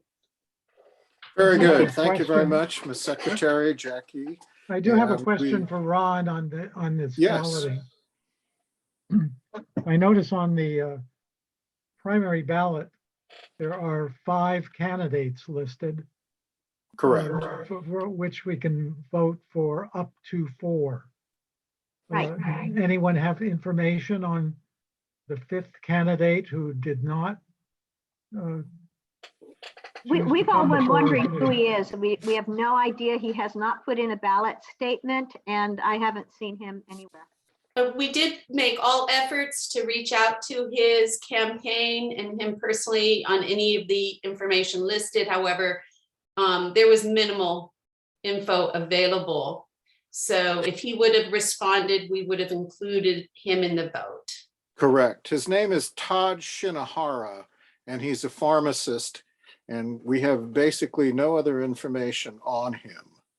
And you can look him up on Google, but at this point, we haven't been able to find anything for him. And he hasn't presented or made any attempt to solicit our endorsement. We don't even know if he's a Democrat. And so he will not be available for us to endorse today. Thank you. Okay, thanks. Good question. Yes. Okay, let's move forward. The next agenda item is to vote for a vice president for the Tri-Valley Democratic Club. Now, I have vacated the seat to take over this position as president, and therefore we have an opening as the vice president for the remainder of the year. And at this point, we've had a couple of people who have volunteered to say that they're interested in filling the position. One of them is Ellis Goldberg, and the other one is Sharon Goldberg, and they've both volunteered to fill that position. Ellis, of course, has been a past president, and Sharon has been a past vice president. So at this point, we'd like to open up the floor for anybody who wants to volunteer or has someone that they would like to nominate for the position. The floor is open now. Any member have any name or they would like to volunteer? I see that Sharon says that she's withdrawing at this point. She says no. So we have Ellis as one option. Thanks, Sharon. With no, do we have Van? No, Evan. Evan. Hi, Evan. Hi. Hello. Hello. Welcome back, past president. Yeah, how's it going? I had a conversation with Richard Lee and Kunal, or blank on his last name, who were interested in possibly sharing the vice presidency for the last couple months. Kunal wanted to do it, but is moving away at the end of the summer. So he wasn't able to do it for the full time. And Richard was willing to support him. So splitting the position between the two of them. I see Richard on. I don't know if Kunal is on. Richard wants the nomination. I will withdraw. I'll still be the political director and still be able to do most of the stuff I was planning on doing anyway. Yes, as we discussed previously, there's no consideration in our bylaws for splitting the position. Right. So we would want to have just one single person. So if Richard is interested by himself, Richard, is this something you're interested in? Is Richard here?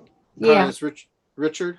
I'm here. Well, first of all, thanks, Evan. I think when we originally had this conversation, I was under the impression that we could split that position, at least in the time being. But I think this changes things. Okay.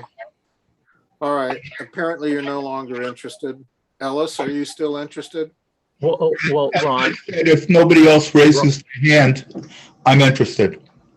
Ron, Yes. Just to clarify, I'm still interested. I just thought, it was a possibility to split the position, but if it's not, I'm still willing. Okay. But I think Mary right. had a question. Mary, yes.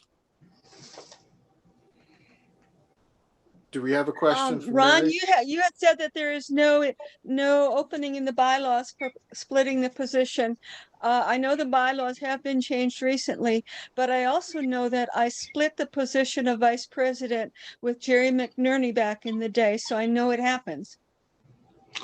It did happen, and we wound up having a discussion of that when Ron first became president and vice president, and Sharon wanted to be vice president.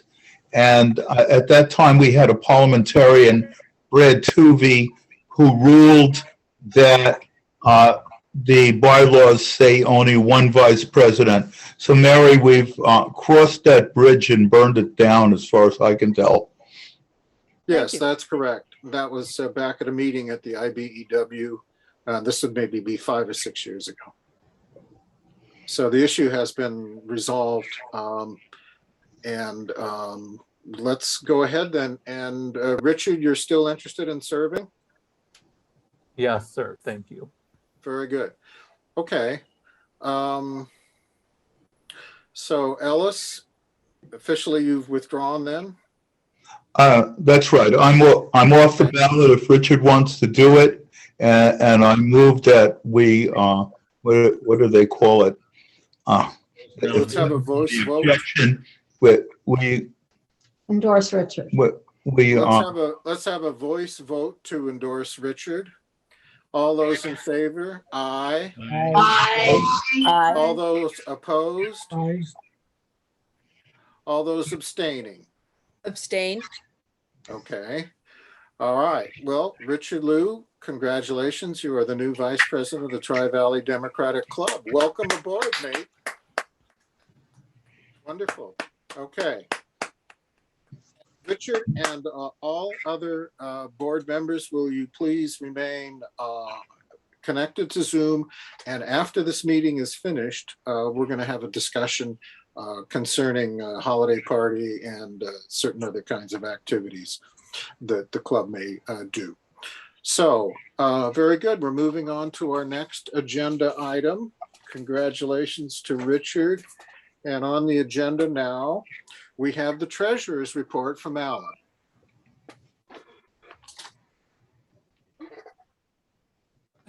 On the treasurer's report this month, not much action. We had membership dues of $100, fees for the credit card $473, which is a net income for the month of $95.27.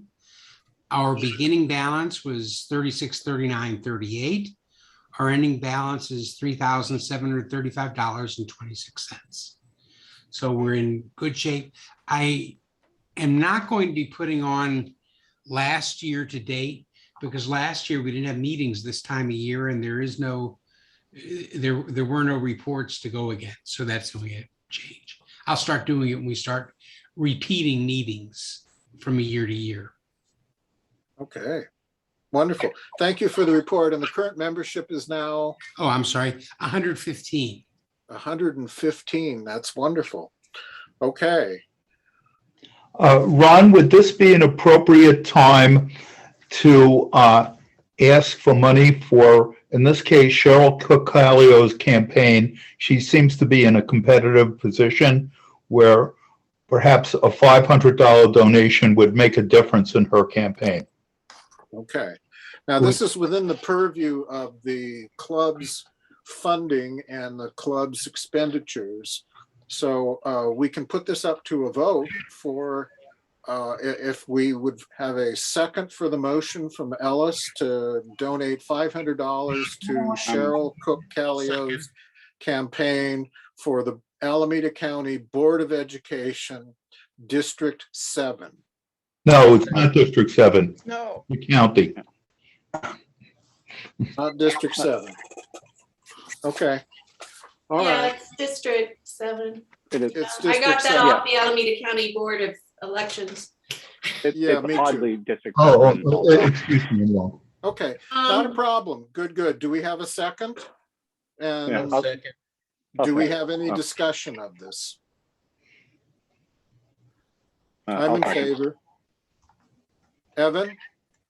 Yeah, I'll second, and I'll just say that Cheryl's amazing. I absolutely support her. So I'm all for this.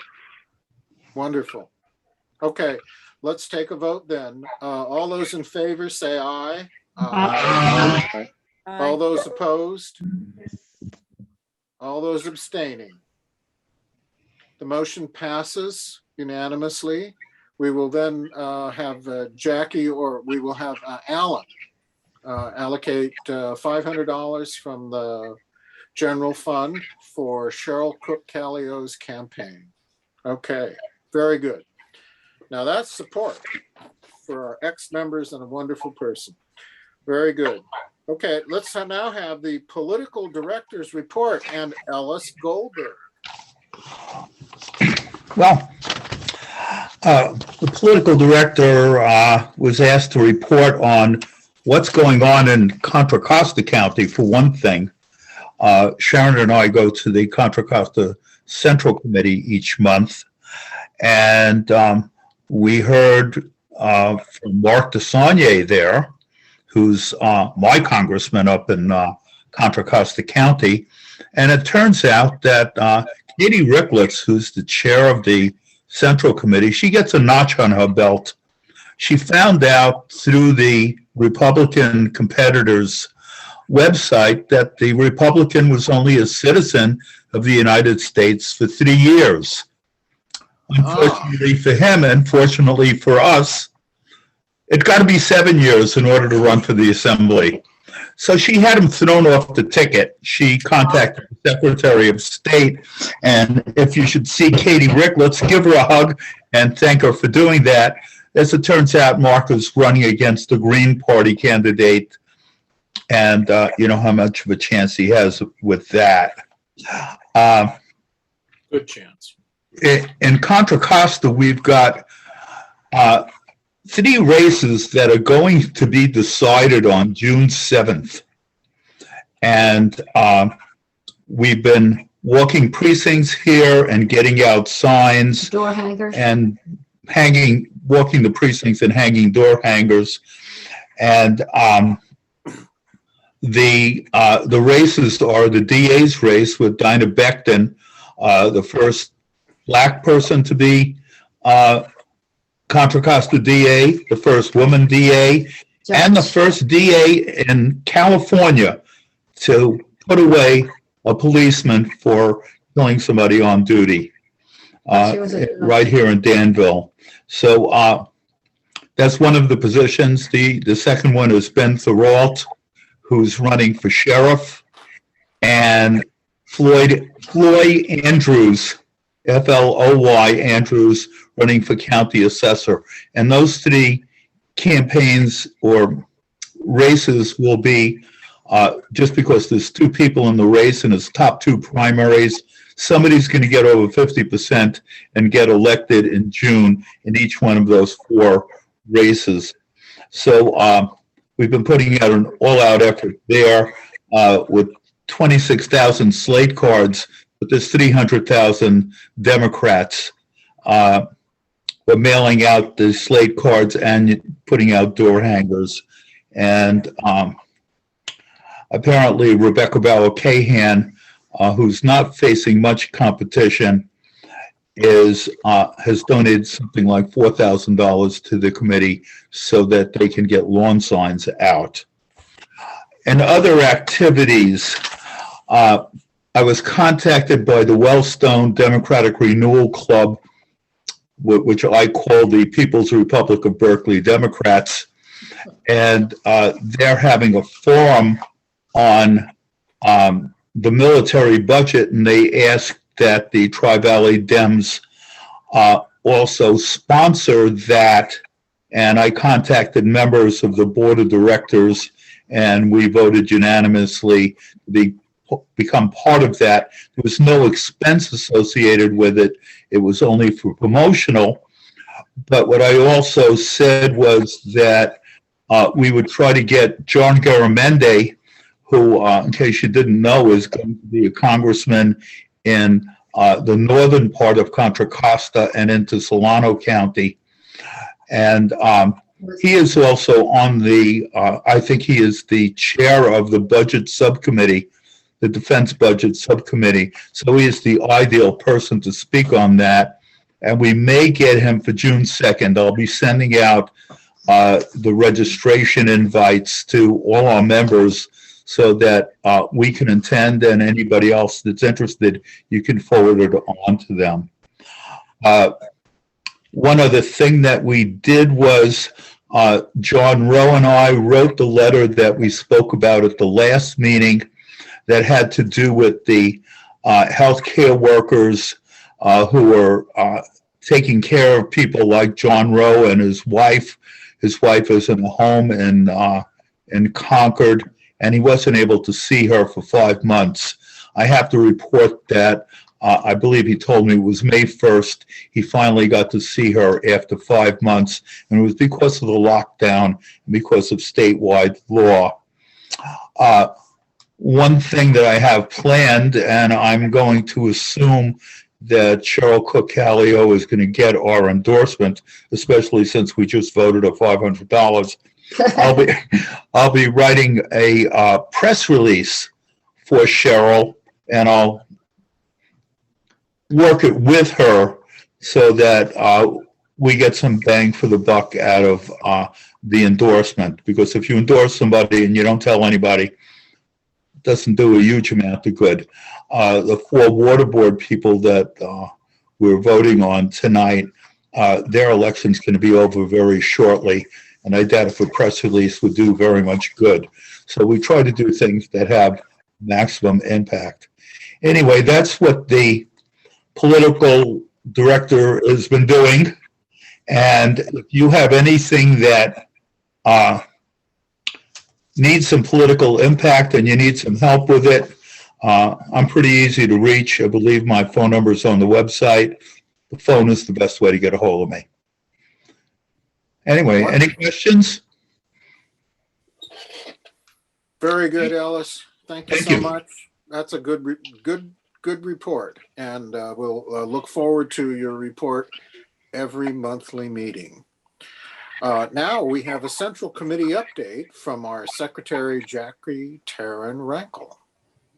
Thank you, Ron. This month, everybody's focused on the endorsed candidates in Alameda County and volunteer work going on. For our club, we've endorsed Sean Kumagai. There's lots of events out there. So please check our calendar. It's on the webpage. You can I also send it out in the notice to the club members for sign up for Sean, as well as sign up for Yesenia. I have lots of materials for Yesenia, ready to do some tabling under Tri-Valley Dems. So any of our endorsed candidates, if you have materials, once we endorse you, we can help get that word out through the club as well as through the Alameda County Democratic Central Committee. So for instance, Yesenia was endorsed by both of us. So there's information being shared to the committee that we will share through our club as well for those type of events. Please sign up and help your favorite candidate, whoever they may be. Let's see. The other thing that, for those of you living in Alameda County, you would have noticed something new this month. Okay, the Voters' Choice Act. This is a statewide initiative. However, not all counties have signed on to this and have taken advantage of this. For instance, it's not occurring in Contra Costa County. Alameda County, along with others, are expanding the vote. So while other states are becoming more restrictive and cutting back on voting, California is expanding their vote. What does this mean? It means vote by mail. Everybody got vote by mail this time. As well as expanding vote centers. Instead of having your designated, when you get these handouts, you used to have, I'd have to go to the church to drop off my ballot. Now, any one of the vote centers in Alameda County, you can drop off your ballot. There'll be 20 vote center locations will open on Saturday, May 28th through the election day, the 27th. And these are based on the number of people. It's based on density. So the more dense you are, the more vote centers you get. Also, the ballot drop boxes, which are going to be located in areas near public transportation, near libraries, near BART. And 80 vote centers will be open Saturday, June 4th. So they ramp up as you get closer. Also, there is a service, and I'm going to lose the name of this. Actually, I've got a great link for y'all. And this, at your leisure, I know we're getting late, but this is all about the Voters' Choice Act and everything that's being changed. So for those that live in Contra Costa County, I expect at some point your county will also sign on to this new voting options. There's also an option for people with disabilities that maybe have mobility issues or et cetera, to be able to print their materials from the internet. It doesn't mean that the vote will happen on the internet, but they can print their materials instead of getting something in the mail and take that down to a vote center and vote from there. So lots of good information that came from the county. Very excited about that. Also, there's training coming up for those who would like to find out more about voter registration and the laws and how to share this information with your constituency. Here's the information from Alameda County. There's a training session coming up Wednesday. I signed up for it. We'll see how it goes.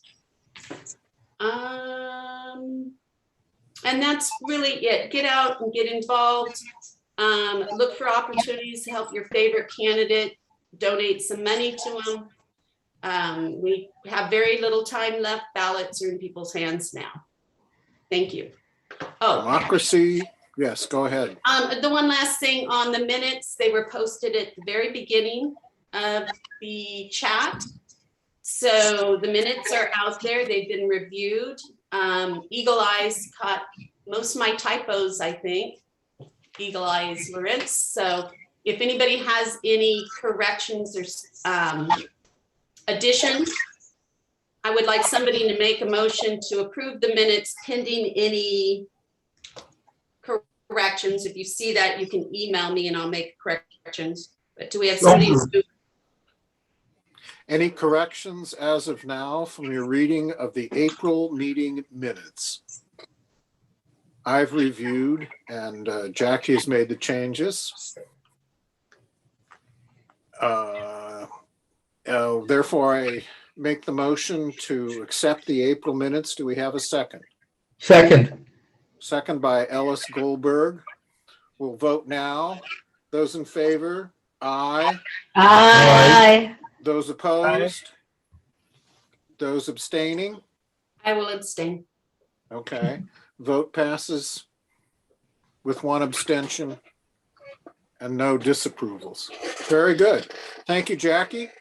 Thank you. Great work on the minutes, just very professional, really clear, and just so detailed. It's wonderful stuff. And thanks for the good summary of what's going on with the Central Committee and some of our opportunities for volunteering for the great Democratic candidates that we have. Again, democracy is a participatory sport.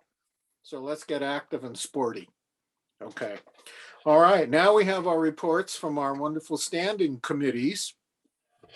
Each of you will have up to 5 minutes to talk about what you have on the stove right now, what's cooking, or what you would like to do in the near future.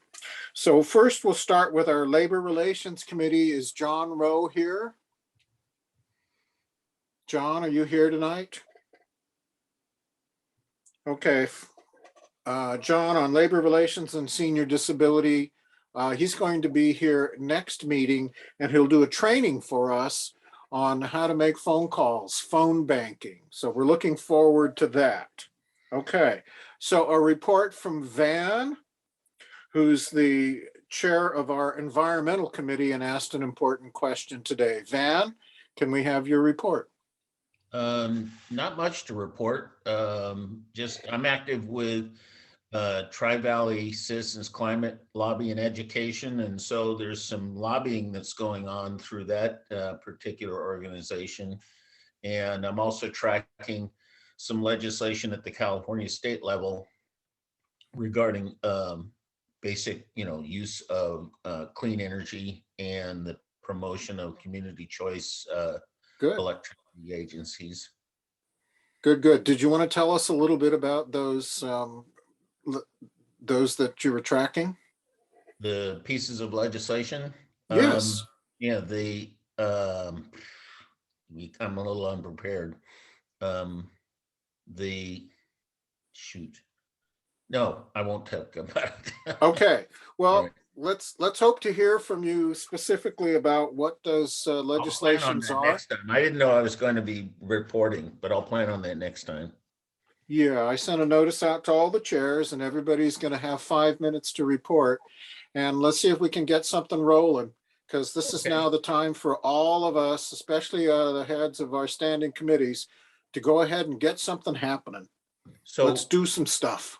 You said you sent out a notice? Yeah. Oh, I missed it.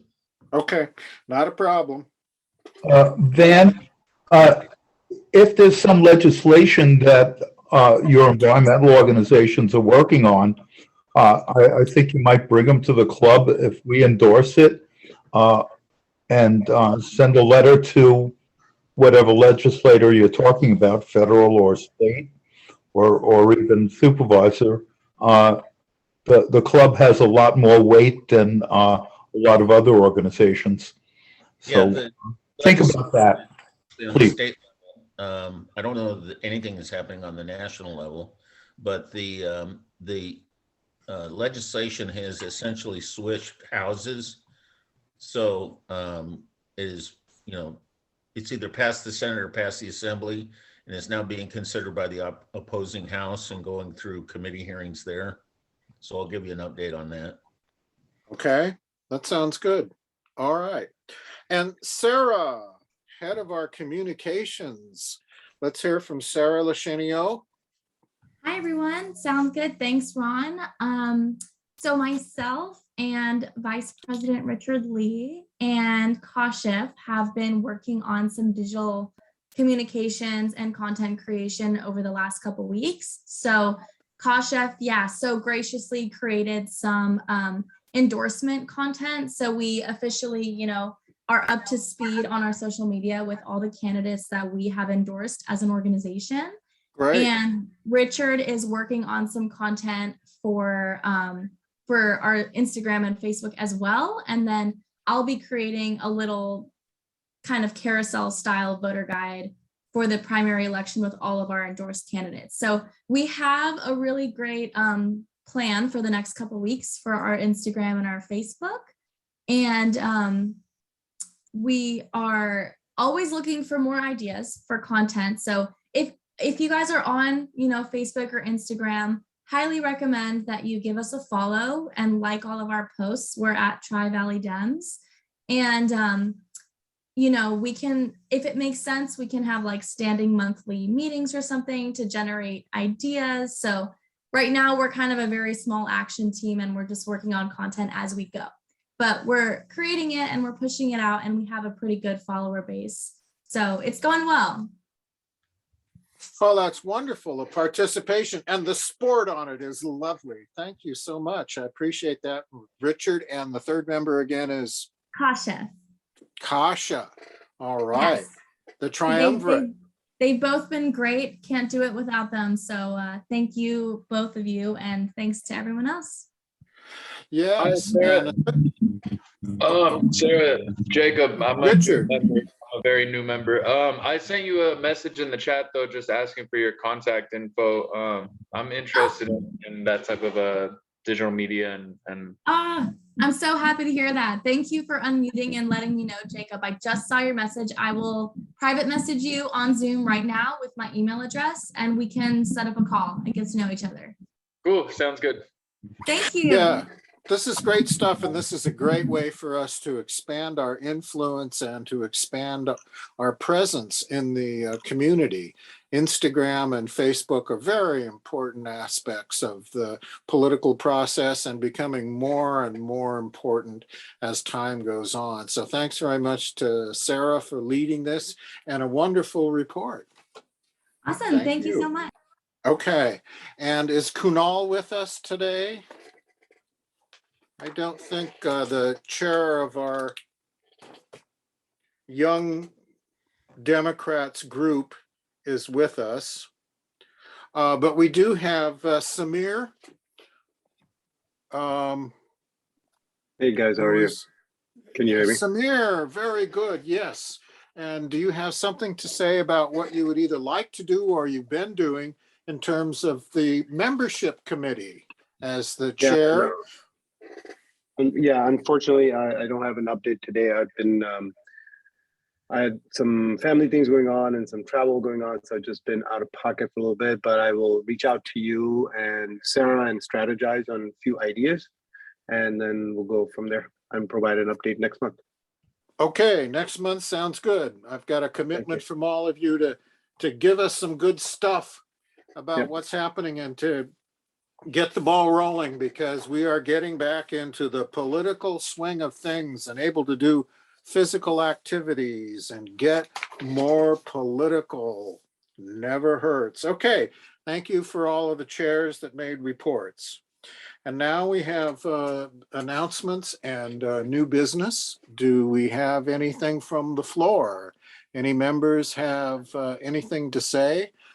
Do we have anything maybe from Evan? How's the campaign going, Evan? I don't have any particular announcements right now. All I've been working on is the Wind Down in the Grove event.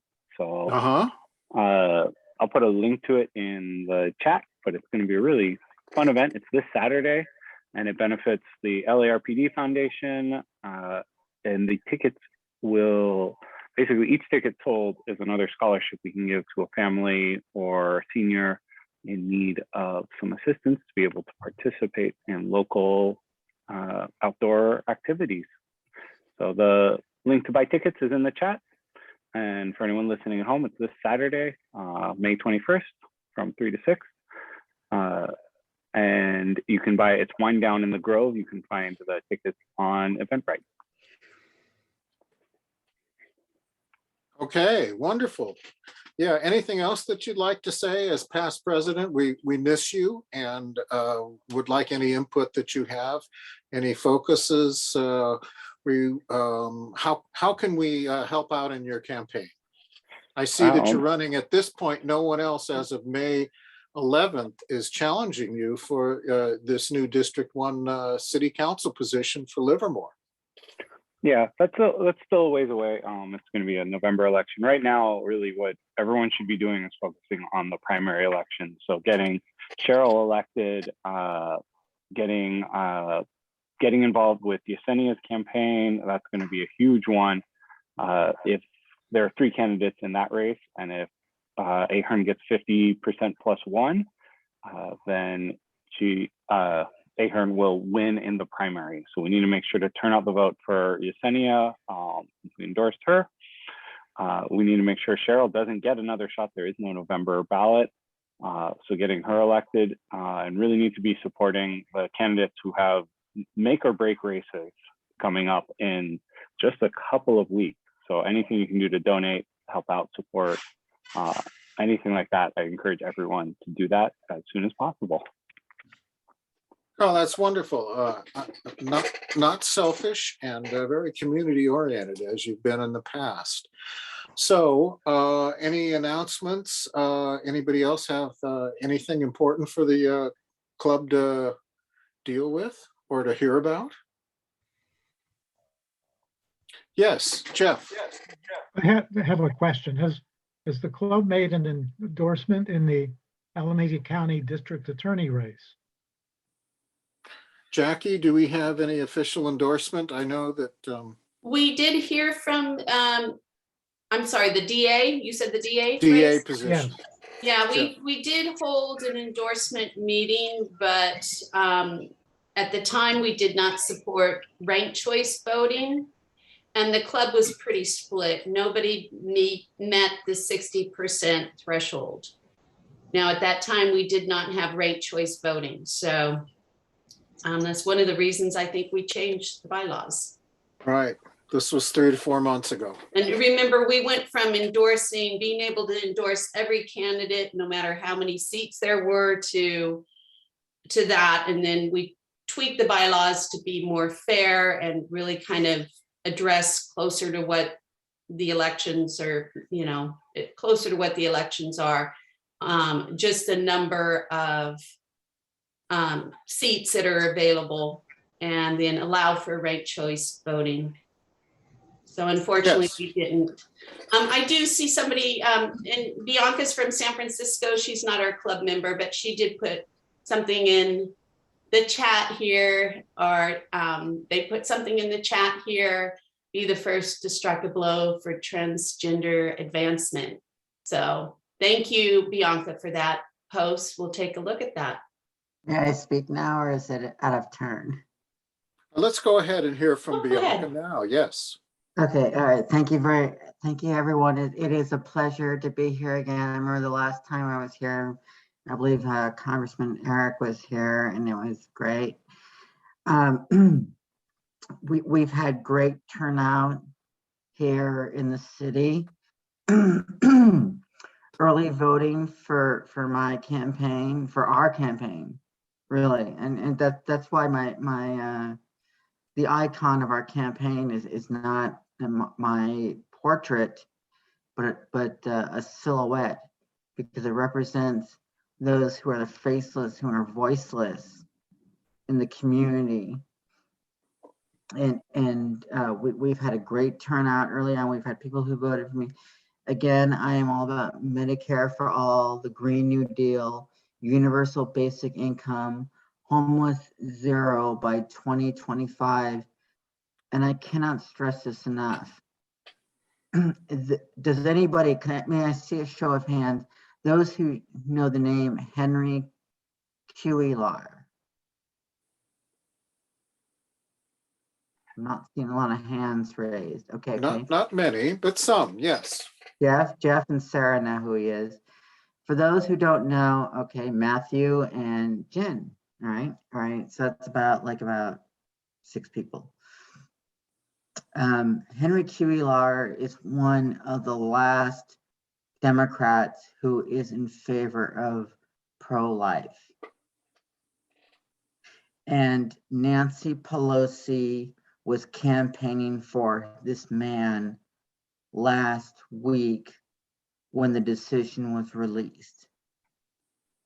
If you are a pro-choice person and you continue to believe Nancy Pelosi and others like her is your savior, the definition of idiocy is doing the same thing over and over again and expecting a different result. I'm sorry to be harsh and blunt, but that's the bold truth. Okay? Okay, one more minute, please. Thanks, Thank you. Bianca.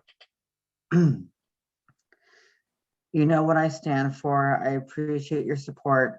We've grown by over 400% volunteer-wise. We have people from all the way from Kyoto to Prague helping us out. Our social media has exploded by 15,000%. If there are people who want to volunteer, that's cool. It's all about a movement at this point. It's an Our Revolution movement at this point to help us out, to send a message that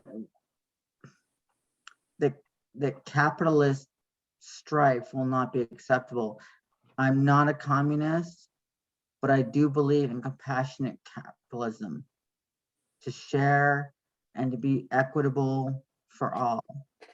Okay, well, thank you for your comments. We're just close to out of time, and we appreciate it, and best of luck in your campaign. Thank you, Bianca.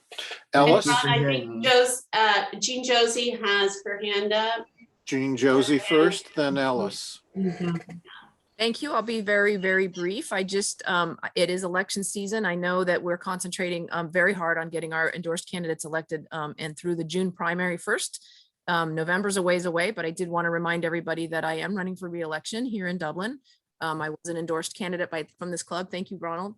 I was endorsed by this club the first time around. I know we're a long way from endorsements for November the second time around, but I did want to let you know that I have started campaigning. My website, of course, as always, has been been refreshed for this campaign. I would love any support individually as well as when the time comes from the club.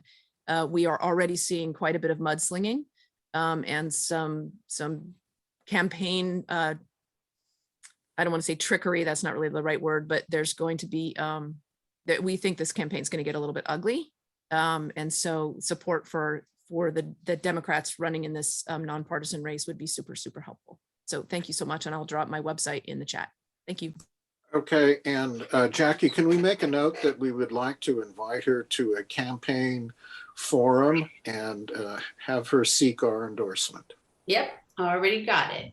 That sounds like a good plan. There was one other thing, Ron. Thank you, Jean. There was one other thing, just to follow up before I forget. The whole question about endorsing Republicans in the Central Committee. I forgot to mention that. I did look at the bylaws and actually working with Annie Karuga and others on updating the bylaws for the Central Committee because it doesn't really address that, but it will be addressed in their bylaws. So hopefully we can take that back to our club and see if it makes sense to incorporate the same changes into our bylaws. Yeah, we can look at our bylaws again and see if we need to firm that up, although it indicates, I believe, that this is a Democratic club and we endorse Democratic candidates. Ellis. Answer Jeff's question from a while ago about the DA's race. There are 4 candidates running, so it's very unlikely that any of the 4 Democrats running, it's very unlikely that anybody is going to get over 50% in the June primary.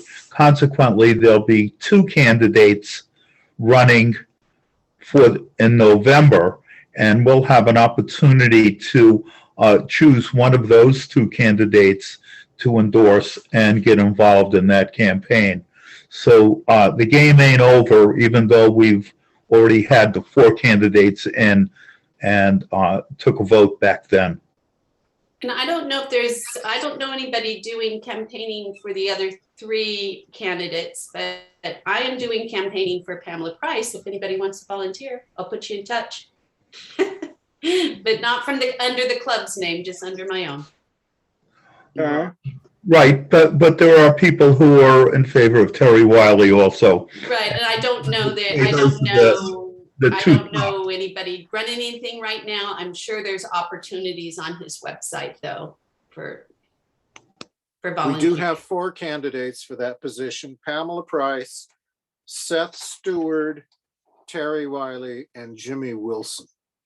So like Ella said, we're going to have 2 relatively soon, and we can have them back. And if they want to, we can come and they can seek our endorsement between those 2 for the general election in November.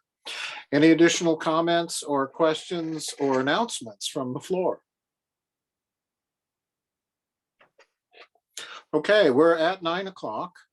So at this point, we're going to officially close the meeting and turn off the recording. But we'd like the board of directors, basically our